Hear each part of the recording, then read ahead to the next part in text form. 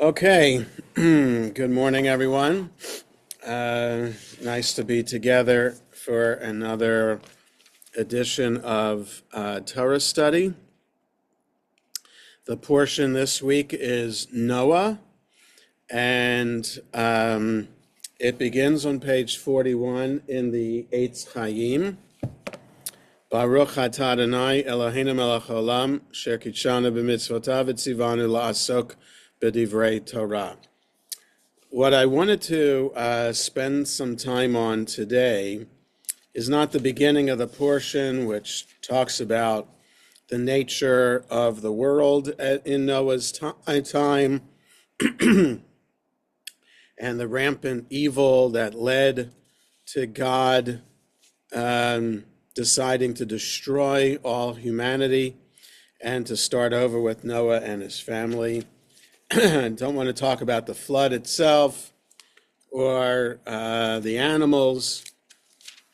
What I do want to focus on, though, is chapter 9. So just want to start with, on page 50 in the Eitz Chaim, chapter 9 of Genesis.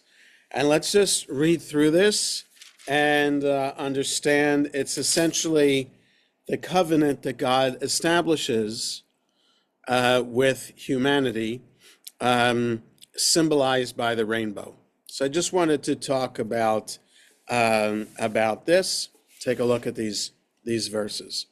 Vayevarech Elohim et Noach ve'et banav, vayomer lahem, pru uravu, umil'u et haaretz. So God blessed Noah and I'll say his children, even though literally it means his sons. And Noah had a wife too, and we're told Noah brought his wife, his 3 sons, and his 3 daughter-in-laws with him into the ark. So the Torah does say specifically Noah, his wife, his sons, and his daughters-in-law. But here, the focus is on Noah and his sons, but we could translate it to be Noah and his family. And he said to them, be fruitful and multiply and fill the earth. Okay, so God is reaffirming a commandment that God gave 10 generations before to Adam and Eve, and to ensure that there will be that earth will be populated once again. Now, of course, literalists have an issue with the Torah because at this point, the only people alive are Noah, his wife, his 3 sons, and his 3 daughters-in-law in terms of humanity. So how are the 8 of them supposed to populate the earth? So now if we understand the Torah metaphorically and don't read the Torah literally, then we understand, of course, that there are other people around. Okay, so the commandment to be fruitful and multiply is a commandment not just to Noah and his family, but it also happens to be one of the 613 commandments. And we'll get to that in a moment. I want to read through the first 7 verses and then talk about these commandments. So verse 2, Umora'achem ve'chitchem yihiyeh al kol chayat haaretz ve'al kol of hashamayim b'chol asher tirmos ha'adama uv'chol degei hayam b'yedchem nitanu. So the fear and dread of you will be over all the animals of the earth, all the birds of the sky, everything that creeps and crawls on the ground, and over all the fish of the sea. So in your hands, all of these things were given. Okay, so animals, birds, creepy crawlies, and fish, people are in charge of. 3, so we're supposed to be fruitful and multiply, and we're going to be in charge of all living beings on earth. 3, Kol remes asher hu chai lachem yihye le'ochla ke yerek esev natati lachem et kol. Now, it says in the English translation, every creature that lives shall be yours to eat. Now, you could understand this to mean all creepy crawlies are for you to eat, because it's the same word from verse 2. But here, they're expanding.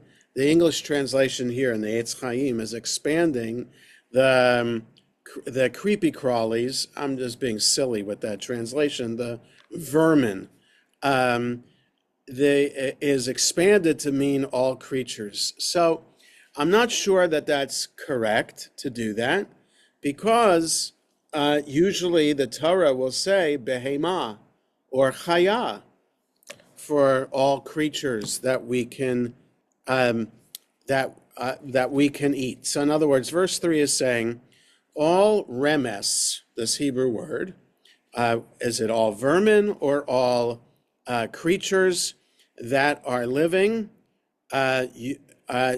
is there for you to eat, like the as with the green grasses, I have given you everything. So in other words, animals are like produce. It's there for your taking. You can raise them to eat them. You can just kill them, slaughter them to eat them. So it does seem to make sense that remes here means animals, as opposed to the more narrow vermin. Okay, now, this is quite different than the commandment given to Adam and Eve, who were told by God that all fruit and vegetables in the Garden of Eden is for Adam and Eve to eat. So in other words, Adam and Eve were commanded to be vegetarian. Now, all of a sudden, without an explanation, we're told that humanity can be carnivores. So now commentators could say that this is God's compromise and understanding. Maybe this will help diffuse some of the evil in the world. That perhaps the evil came about, the rampant evil in the world came about because people needed to restrict their power, and that was just too much for people to do, to just be vegetarian. They needed an outlet for their animal instinct, and perhaps the outlet is, as taught here, that we are now allowed to eat animals. Well, there's still evil in the world, and not sure that giving in and allowing us to be carnivores has made any difference in our behavior. But that's just, we just need to see that this is new in terms of what people are allowed to do. Verse 4, Ach basar ben afsho damo lo tochelu. But flesh while the blood is still in the meat, you cannot eat. Okay, so you can eat animals, but you cannot eat their blood. Okay, so this is this is a basis for the laws of slaughter and kosher slaughter and kosher preparation of meat, that birds and animals that we're allowed to eat, once they're slaughtered, they immediately have to be drained of blood and then soaked, rinsed, and salted a few times. That process also gets rid of remaining blood. And then if we eat liver, that soaking and salting doesn't do the trick. The liver has to be broiled or grilled in order to drain the blood from it. Okay, so though we are allowed to prepare kosher meat rare and it looks bloody, it's just the juices of the meat that we're eating there, even though it's red, juicy when it's rare. Here, because of verse 4, where the rare meat, the rare kosher meat, doesn't compare to rare non-kosher meat, because rare non-kosher meat would still have blood in it.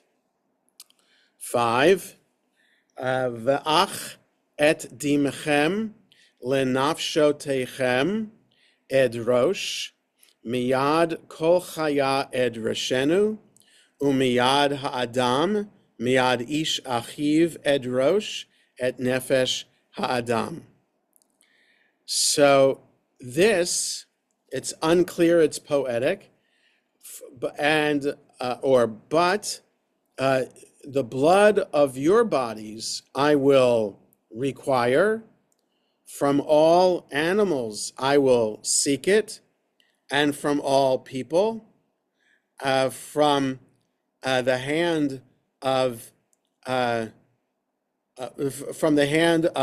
every person and his brother, I will seek the body of the person. So, in other words, the English translation adds something here that's missing. What is this exactly talking about? What is this reckoning? What is God seeking? But for your own life blood, I will require a reckoning. I will require it of every beast, of every man too. Will I require a reckoning for human life, of every man for that of his fellow man? That, in other words, if you kill someone, then God's going to seek a reckoning for that. Okay, so this seems to be a prohibition against killing other people. 6, shofech dam ha'adam, ba'adam damo yishafech, ki b'tselem Elohim asa et ha'adam. So this is more specific but poetic. One who spills the blood of a person, by his own blood, by a person, his own blood will be spilled. So in other words, the punishment for murder is capital punishment. Because, why is that? Why can we only reconcile the killing of a person with the killing of the person who did the killing? Because in the image of God was a person made. So killing a person means that we are in some way defacing or injuring God in some way. So it becomes a sacrilegious act, that murdering someone. And then verse 7, V'atem pru uravu shirtzu va'aretz uravu va. And just like verse 1 says, and you be fruitful and multiply, and increase or abound in the earth and increase on it.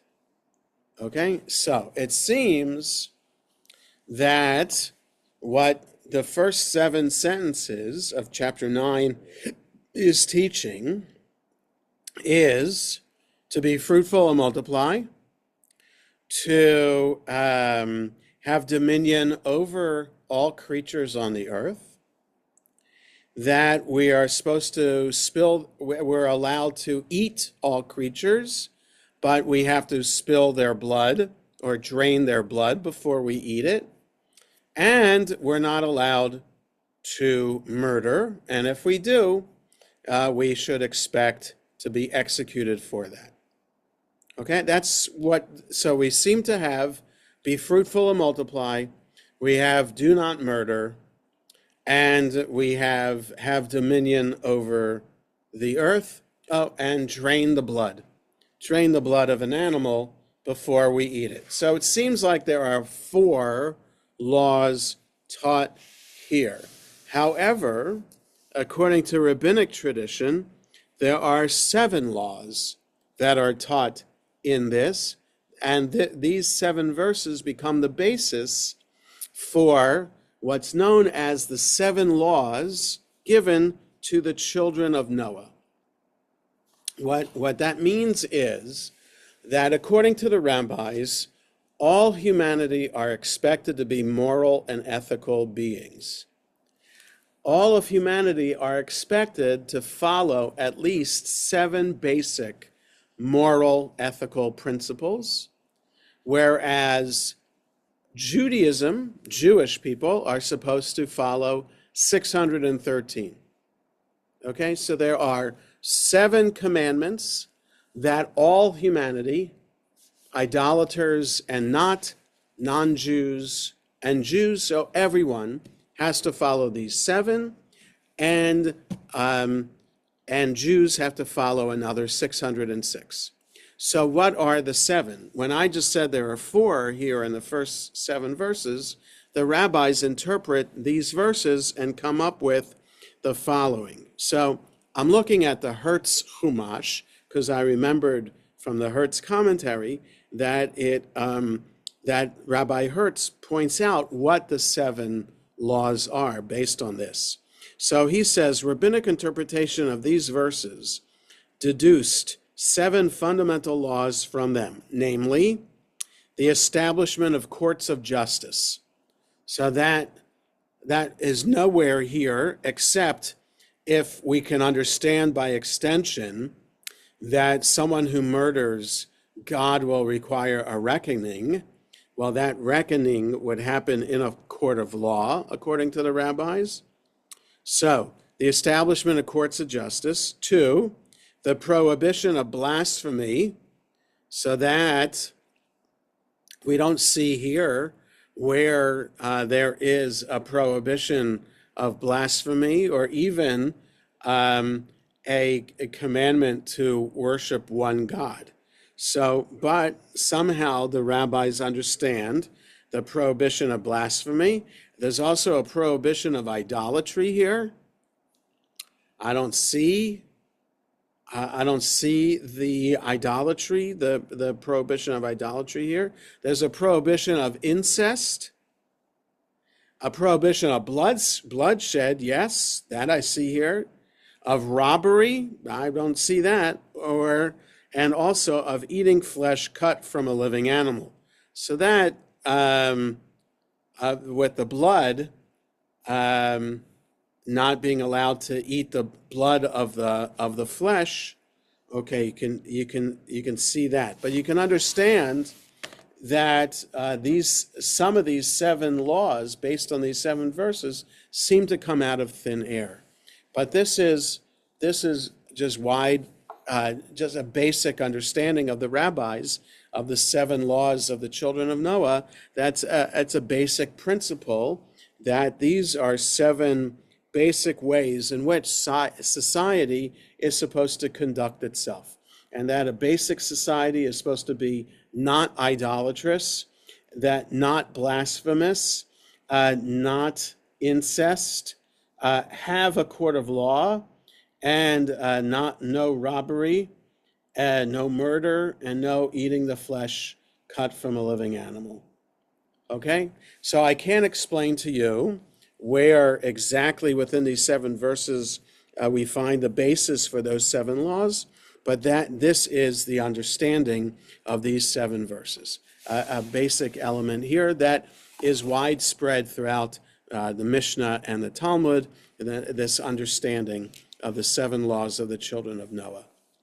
So I want to continue a little bit in these verses and just read what is here designated as the 5th Aliyah. So continue 8 through 17 to see this covenant that God establishes between God and Noah and his descendants.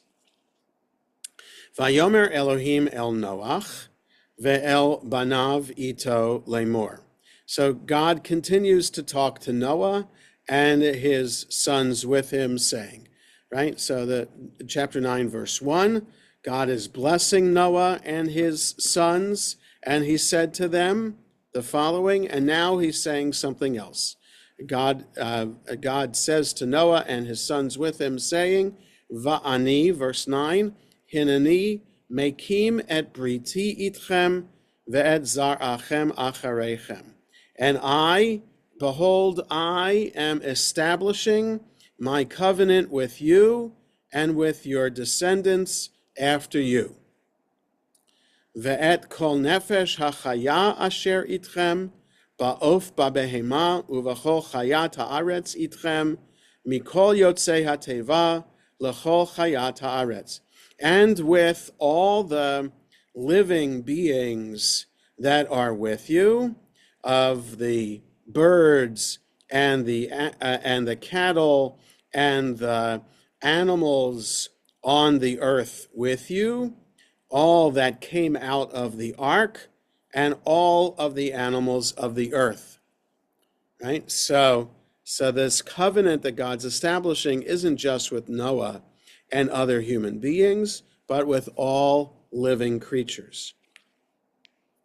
11, V'hakimoti et briti itchem, v'lo yikaret kol basar od mimei hamabul, v'lo yihye od mabul l'shachet haaretz.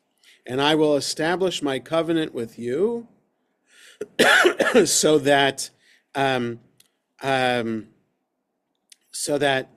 flesh will not anymore be cut off from the waters of a flood, and there won't ever be another flood to destroy the earth.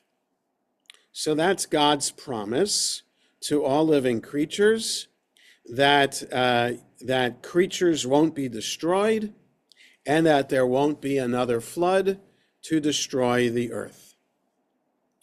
12, Vayomer Elohim zot ot habrit asher ani notein beini uveinechem uvein kol nefesh chaya asher itchem ledorot olam.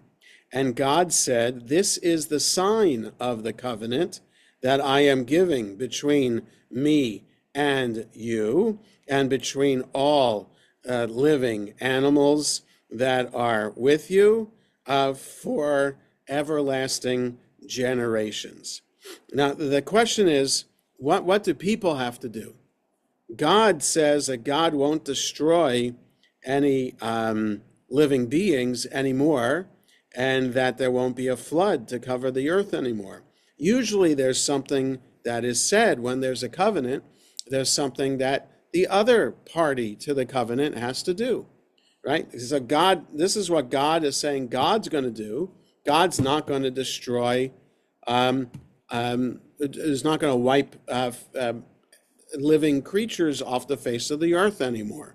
And God's not going to bring a flood. What do we have to do? Perhaps, though it's not clear, God doesn't say, all you have to do is what I just told you 2 sentences before. God doesn't say that. Perhaps that's what we have to do. All we have to do is fulfill our moral responsibility. Don't kill other people. be fruitful, multiply, take care of the earth. If we do all that, then God will take care of us and ensure that we will not be destroyed. It's a simple covenant. It's not more detailed like the covenant between God and Abraham or the covenant between God and Israelites at Mount Sinai. That's a pretty detailed covenant. In fact, the rest of the Torah from Exodus chapter 20 on is really a detail of the covenant, everything that we're supposed to do. But before that, we have two other covenants, God with Abraham and Sarah, and now God with Noah. Very basic covenant. Don't murder other people, and be fruitful and multiply, and I'll be sure not to destroy humanity. And this is the sign of the covenant. So verse 13, Et kashti natati be'anan, v'hayata la'ot brit beini uvein haaretz. And my bow I have put in the clouds, and it will be as a sign of the covenant between me and between the earth. Now, the bow, it's interesting that if we just look at the commentary above the line on page 51, on the bottom right above the line where it says my bow, Ramban, so that's Nachmanides, lived in the 1200s in Barcelona area of Spain. Nachmanides points out that the 52 on the top left, that the rainbow, a phenomena that already exists, is now invested with new symbolic significance as an eternal testimony to God's constancy and mercy. No other celestial body is similarly endowed in biblical literature, right? So like the moon isn't the sign of a covenant, the stars, the sun, none of that is a sign of a covenant, only a rainbow. The bow, widespread in ancient Near Eastern mythology as the weapon favored by the gods, is here transformed into a symbol of reconciliation between God and humankind. Okay, so there might be depictions of gods with a small g, with bow and arrow, and so the rainbow is supposed to be a reminder of that ancient Near Eastern mythology of gods, like it's a remnant of the weapon of the gods. So that's just interesting, and that it's possible then that here our story in the Torah is transforming this ancient Near Eastern myth into an Israelite Jewish myth about the rainbow, which is common. And then, in fact, a lot of elements of the flood story are compared to an ancient Sumerian epic of Gilgamesh, and specifically Utnapishtim, who was the Noah of the Gilgamesh epic and the story of a flood there. So it's interesting, a story from ancient Sumeria, which was a society that existed maybe 2,000 years before the time of Abraham and Sarah, that those stories were widespread already in the ancient Near East. And here, so this is what biblical scholars have to say. Clearly, traditionalists, those who read the Torah literally, would not allow Torah to be compared to any other kind of literature. It's unique because God wrote it. But if we say that this is a human enterprise, the Torah is written by human beings and passed down over the course of generations, then we can understand how stories change and might be adapted in order to teach specific moral, ethical lessons for the specific society, right? So the lessons of the flood story here are different from the lessons taught in the ancient Gilgamesh epic. Here, God, as one God with a capital G, takes preeminence in the story. The gods with a lowercase g are just appear in the Gilgamesh story, but they are gods with very, very human characteristics and appetites. Okay, so 14 on page 52, V'haya ba'anani anan al haaretz v'nir ata hakeshet be'anan. And so when clouds appear in the sky, the bow will be seen in the clouds.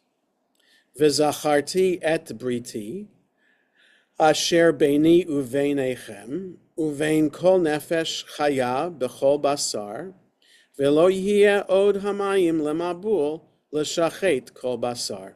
And I'll remember my covenant that is between me and you and between all living beings among all flesh, and that there won't be again a floodwaters to destroy all living creatures.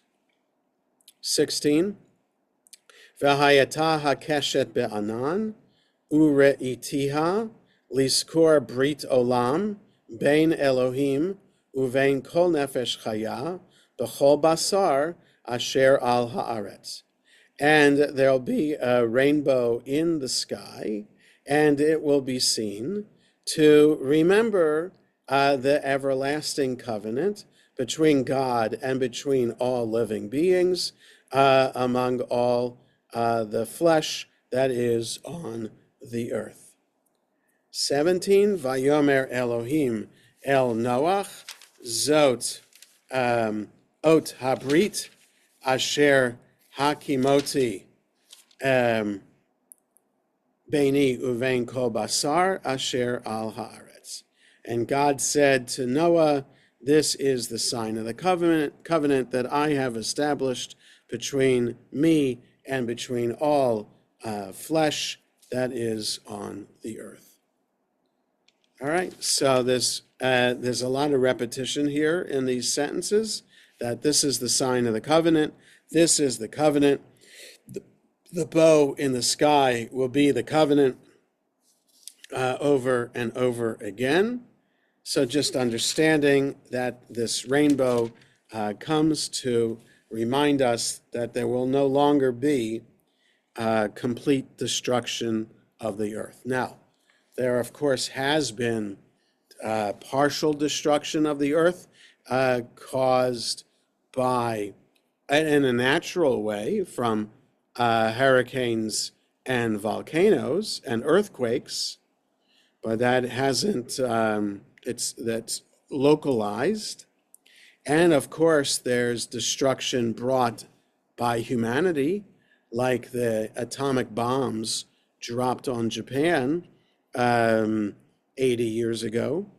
So but all those are partial and meant to remind us of this covenant, that earth is not meant to be destroyed, that we have to be in charge of the earth in a responsible way, and that we are supposed to treat each other human beings, with respect, because we're all created in the image of God. So lessons that we continue to learn, these are lessons before Abraham and Sarah, so these are lessons that are meant for all of humanity, not just specifically Israelites, those descended from Abraham and Sarah. Because this is 10 generations before Abraham and Sarah, this is meant to be a lesson for all of humanity.